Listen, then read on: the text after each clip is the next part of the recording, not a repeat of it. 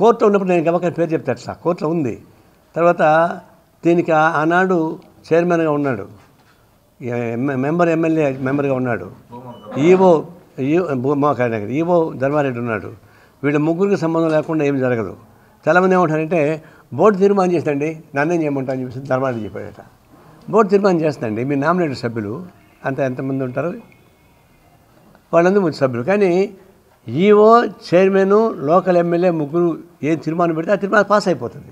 ఇప్పుడు కాదని లేడు, ఎందుకంటే నమ్మకం కదా, వాళ్ళందరూ నామినేటెడ్ పర్సన్స్ అపోజ్ చేయగలరా? కాబట్టి వాళ్ళు అపోజ్ చేయరు. దానికి ఈవో ఏమంటున్నాడు ధర్మారెడ్డి, బోర్డు తీర్మానం అమలు చేశానంటున్నాడు. అంటే బోర్డు తీర్మానం అమలు చేస్తే దానికి ఇంప్లిమెంటేషన్ చూడవా? కల్తీ నెయ్యి ఉంది, కల్తీ నెయ్యి బోర్డు తీర్మానం అంటాడు. ఆ కల్తీ నెయ్యి చూడవా, పర్సనల్గా అటాచ్ చేయవా? ఈ దొంగతనం ఉంది, పర్సనల్గా ఆలోచించరా? ఈవో అంటే ఏంటి, ఉత్సవ విగ్రహమా? బోర్డు ఏం చెప్తే చేసి కూర్చోడానికి ఉత్సవ విగ్రహమా? వచ్చేవాళ్ళకి స్వాగతం పలికి పోయేవాళ్ళు సెండ్ ఆఫ్ చేయడం ఉత్సవ విగ్రహమా? అలాగ ఉండాలా? ఎందుకు ఐఏఎస్ ఆఫీసర్ దానికి అపాయింట్ చేస్తున్నారు?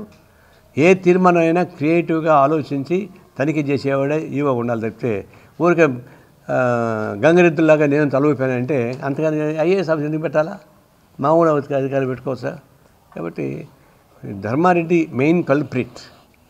ఆయన ఐఏఎస్ ఆఫీసరు, ఆయన నామినేటెడ్ కాదు, బాధ్యత కలిగిన వాడు. చైర్మన్ 5 ఏళ్ళ తర్వాత వెళ్ళిపోతాడు, ఎమ్మెల్యే 5 ఏళ్ళ తర్వాత వెళ్ళిపోతాడు. కానీ ఈవో ఐఏఎస్ క్యాడర్, ఆయన రిటైర్డ్ అయ్యేంతవరకు బాధ్యతలో ఉంటాడు ఎక్కడో ఒక చోట. నెంబర్ 1 కల్ప్రిట్ ముద్ద ఉంటే ధర్మారెడ్డి తప్ప ఇంకోటి కాదని చెప్పేసి నేను గట్టిగా చెప్పగలను.